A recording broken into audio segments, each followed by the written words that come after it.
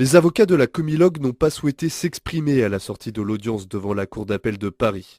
Les juridictions françaises seront désormais compétentes pour juger la société française d'extraction de minerais ainsi que sa filiale gabonaise. Un vrai soulagement pour l'avocat des salariés, Maître Moutet.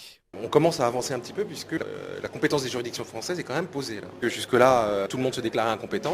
La Cour d'appel vient quand même de poser sa compétence sur une partie non négligeable du dossier. Donc on avance. Voilà.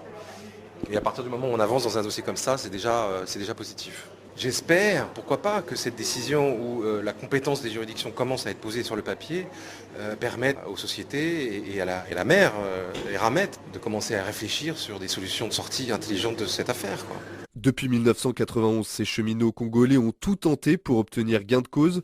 En 2003, la Comilogue accepte de verser un chèque d'1 800 000 € au trésor public congolais qui devait ensuite leur être redistribué, une somme insuffisante à leurs yeux. En 2007, ils se tournent alors vers la justice française, aidés par le réseau international de juristes Sherpa.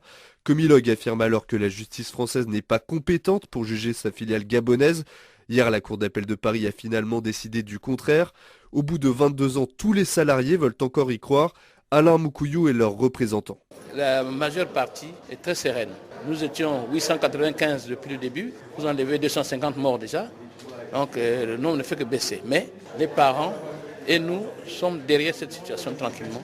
Nous sommes quand même très heureux pour cette avancée significative du dossier.